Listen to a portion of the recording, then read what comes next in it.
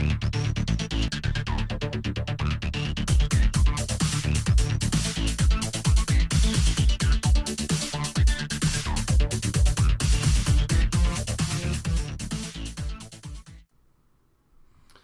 and welcome to Middleware Friday for March 10th. My name is Kent Weir and I'm here to talk to you about Azure Logic Apps and SAP Part 2 as part of episode. So the feature content for this particular episode is Azure Logic Apps and SAP using the Enterprise Integration Pack as part of the Logic Apps service. In addition, the Community Corner, we're going to focus on how to Remaster Enterprise Architecture for Cloud Native World by Richard Sirota. This was an interesting blog post that he wrote for Pivotal, and I thought it was worth highlighting and bringing forward for the community. Also, our good friend Sandro, who never stops working, has released a beta version of the BizTalk Scheduled Task Adapter for BizTalk Server 2016.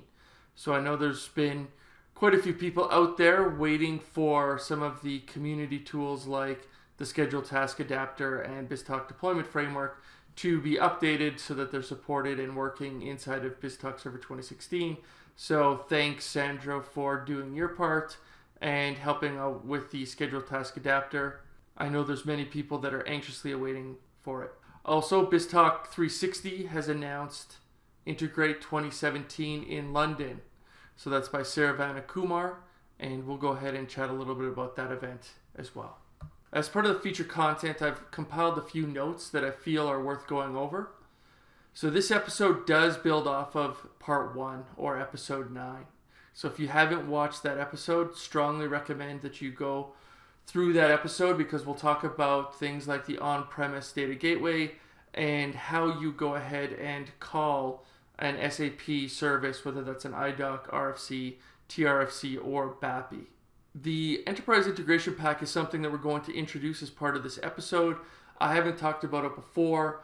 To be honest, I haven't used it before this particular episode, but it gave me the opportunity to dig in and actually get some experience with it. So this was something that GA just before Christmas. This is something that John Fancy of the product group has really been driving, and it's really focused on business-to-business connectivity and also trading partner activities. So for the purpose of this particular episode, we're going to focus on XML schemas and transformations, and we're going to go ahead and upload those artifacts into our integration account, and then we're going to go ahead and use them. Do know that there are separate charges for using the integration account. It is consumption-based, not on a per transaction basis, but really around how many artifacts you're using. The good news is there is a free tier. Do note it's maximum 1 integration account per region per subscription. As part of the free tier, you also have 10 EDI agreements, which we won't use today. We have entitlement for 25 maps, and there's an unlimited amount of schema certificates and partners that I can include within the free tier. Do note, and I didn't discuss this last time, is that when you use the SAP or other enterprise connectors, there are some charges that may apply. So you want to be aware of that before you start and light up an on-premise data gateway and SAP. They are in preview right now, so you do have some entitlement at this point in time, but be aware of as we move forward. There is also dev test pricing for the integration account and connection charges. So be aware of those as well so that you can optimize your spend. Obviously, this isn't a talk focused around pricing, so I will leave you with a link where you can go find additional information. So this may look familiar if you tuned into episode 9. What really is different this time around is that we've introduced schemas and maps, and we can go ahead and call a map that will take a canonical message and transform it into an SAP request. So I chatted about this in my book previously, where if you take SAP schemas, they're really ugly. You wouldn't want to expose those and pass that complexity down to your calling clients. Obviously, a pattern that's well understood in the BizTalk world is using some sort of canonical schema where you can expose a more user-friendly message type out to your calling consumer, and then you can go ahead and map into the specific SAP request. Once we've gone ahead and called out to SAP, we'll take that response and we'll run it through another map. And this time we'll take the specific SAP response and turn it into our canonical response. And so we'll use a map to go ahead and do that. Once again, when we are calling SAP, we need to go through the on-premise data gateway, and the way that we're able to bridge firewalls is through the Azure Service Bus Relay. Now, in order to go ahead and build or use the Enterprise Integration Pack, there's a few prerequisites. So obviously you need an Azure subscription. You'll need to be able to create an integration account. You will want Visual Studio 2015 and the Enterprise Integration Tools for Visual Studio 2015 in order to construct your maps and schemas. Now you can bring existing schemas, say from BizTalk, into the mix and go ahead and use them. This is different than Azure BizTalk Services, or what was called MABs, where we had different mapping formats. This time we can go ahead and take those .btm maps and actually go ahead and use them. Once you've gone ahead and downloaded the Enterprise Integration Pack tools, you will see a new project type within Visual Studio called Integration Account, which can be found underneath the Logic Apps templates. And as I just mentioned before, we can go ahead and bring forward our existing maps and schemas. So these are schemas that I took from an existing BizTalk project. I did create these maps myself, in part due to the maps that we do use in BizTalk have some scripting functoids, and I didn't want to have to deal with that at this point in time. So I just went ahead and recreated those and was able to easily go and map my different schemas. So that's the on-premise build portion of the solution. The next thing is we have to go ahead in Azure and create an integration account. And we can find this within the Enterprise Integration section of the Azure portal, right below the on-premise data gateway, Logic Apps, Service Bus, API Management. All of these are very familiar services for Microsoft integration folks. Now, once we go ahead and click on create an integration account, we need to go ahead and provision that. In this case, I'm going to choose a free pricing tier inside of West US, and I'll go ahead and create the appropriate resource group and select my subscription. Once I've gone ahead and provisioned it, I will now see a new card available for me for the integration account, and here's the configuration for it. And as part of this container, if you will, we can see our maps, schemas, certificates, partners, and agreements all in one centralized location. Now, if I want to go ahead and upload schemas, I'll go ahead and click the schemas tile. I can then click add, and then I'll be asked to browse for my specific schemas. Now, all of the schemas that I've uploaded are less than 2 megs, and so those went up no problem. Now, here's a bit of a warning or a gotcha. Inside of SAP, there's some common schema types that are used. So this is pretty normal practice if you've ever done SAP integration. Now, what happened to me was that inside of our BizTalk solution, we had a subfolder called Common SAP Types, something to that effect. And I had the common types nested inside of that folder. So naturally, I go ahead and bring this forward. It's trying to find a reference schema. And in this case, I didn't upload the reference schema first. I uploaded the proper schema. So I had to go back, upload the reference schema first, then I could go ahead and upload the parent schema, and everything then went in smooth. After I uploaded my 4 different schemas, this is what it looks like. They went in without a hitch. And next I was able to focus on maps. So I click on maps. I'm asked to browse for a file. Now here's where I also ran into a little bit of trouble. And notice that the drop down says XSLT style sheet. If you pull that drop down, it'll say all files. So naturally I selected that, did a drop down, and figured, okay, I'm gonna now go ahead and select my .btm file. Well, when I went ahead and did that, it failed. What's actually happening is you do need to upload the XSLT file for that map. Now there's 2 ways that I'm aware of that you can actually go ahead and get these files. and shout out to John Fancy for the tip. One is you can go into your Visual Studio solution and go ahead and build your solution. One of the outputs of the solution will be any XSLT for your maps. I'm using the debug profile here, and therefore I will find my XSLT representations of my maps in the debug folder on the file system.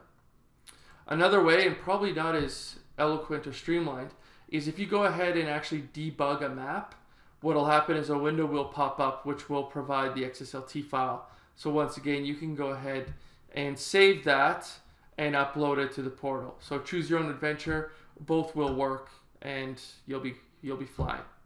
Here's another gotcha that you need to know about, is if you have a Logic app and you want to go ahead and use artifacts from your integration account, you essentially need to provide permission for your integration account to be used within a Logic app.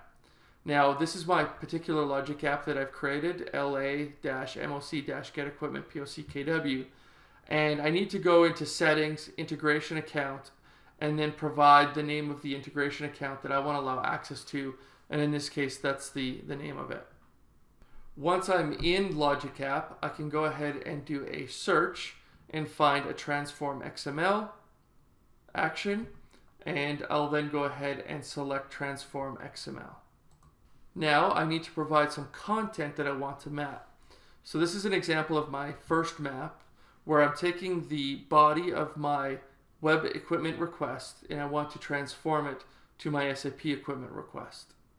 So this will be a drop down. It's going to actually inspect my integration account because this Logic app now has access to it, and then I can go ahead and select whichever map I want to use. Here's what the entire solution looks like. I've got my inbound request. I don't have any schema applied to it. This is XML. I'm going to do my initial transform. So that's my web equipment request to my SAP equipment request. I'm going to go ahead and call my equipment RFC in SAP.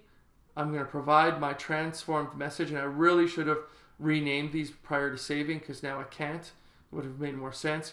But I'm going to use the output for my transform XML shape to feed the input for my send to SAP. And then on the flip side, I want to take the SAP response, my equipment response, and go ahead and map it into my web equipment response.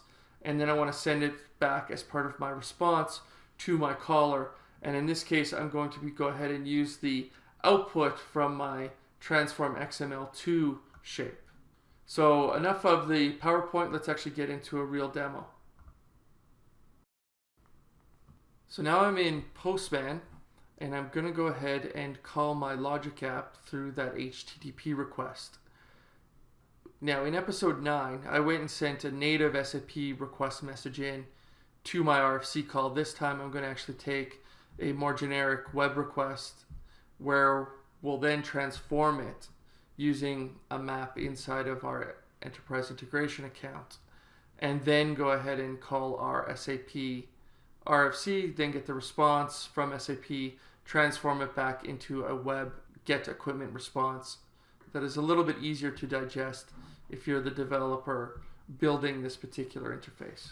So I'm going to go ahead and call this, and you can see that I now have a response, and this is a response that looks very different than the SAP response that I would have got otherwise. I said, beat me up, I'm on fire, I'm on my grind, cause that's all we know, beat me up, I'm getting higher, I'm on mine, got me singing, all we know, beat me up, I'm on fire, I'm on my grind, got me singing, oh yeah, got you looking at my soul, yeah, I'm the bomb, ready to blow, I said, beat me up, I'm on. Now on to our community content. Piece of content I want to look at is from Richard Seroda, and as I mentioned before, this is on the Pivotal blog. He now works for Pivotal, and it's really interesting. So Richard himself is a former enterprise architect at a large enterprise, and what he talks about is what are some of the, I guess, challenges around enterprise architecture, and certainly some of the perceptions around, being ivory tower architects. And so the question that he poses is really around with the transition towards cloud native organizations that are going under significant transformation, how does the role of an enterprise architect fit into these enterprises that are undergoing change? And do they? So what he does do, though, is he provides some pretty prescriptive advice. He was an enterprise architect. Some of the things people should consider doing as they evolve into this new world of delivering IT services. So I'm not going to go through each one, but I thought it was a very interesting article, and I know he's got a follow-up initiative on InfoQ that you should watch out for that will dive into this a little bit deeper. But I thought it was a great article. I don't want to steal his thunder. I want you to go read it because I think it is very insightful. Next up, let's talk about Sandro. Sandro has a new blog. It's being sponsored by BizTalk360, one of the partners of this show. But he talks about the BizTalk scheduled adapter. For those that may not be familiar with it, within BizTalk, you're always going to run into the situation where you need to run essentially a scheduled job, largely related to a batch or some sort of a timer. And there's not a great way out of the box that you can do this. So people have turned towards the scheduled task adapter where they've got more control over the schedule of an orchestration being lit up.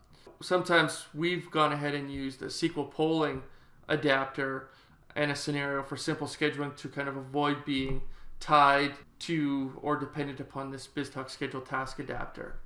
Now, as part of Logic Apps, we do see that there's the recurrence connector, which does provide more options than we have in BizTalk today.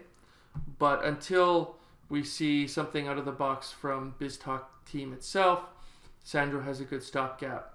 As you can see, he has fixed a few bugs, one related to DST, one related to double pumping and sending a message twice.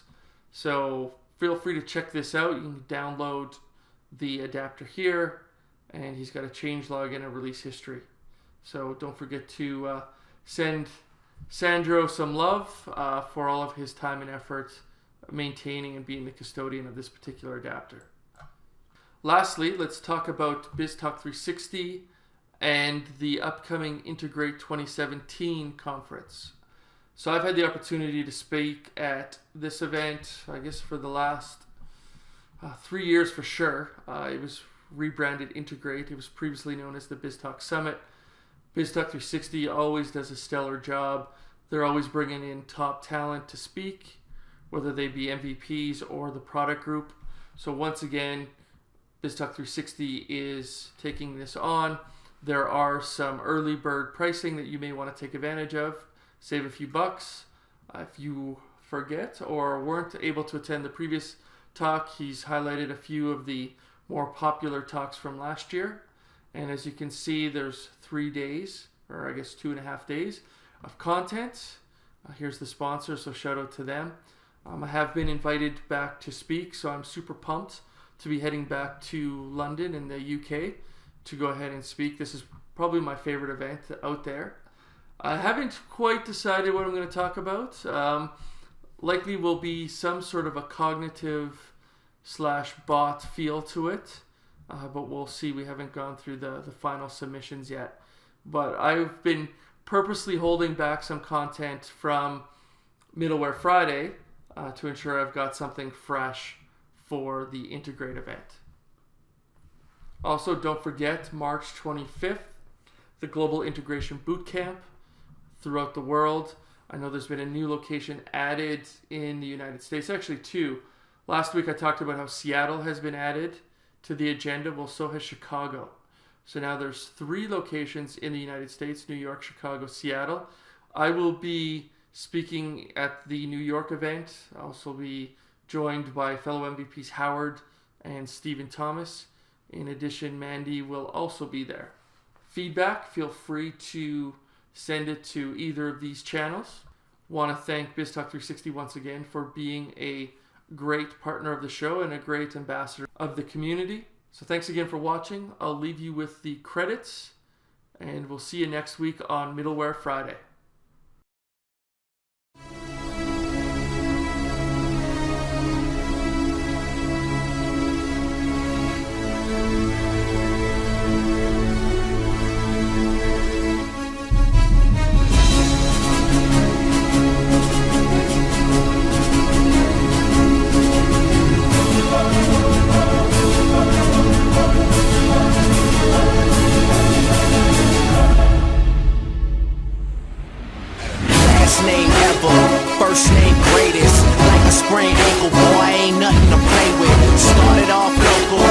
next time.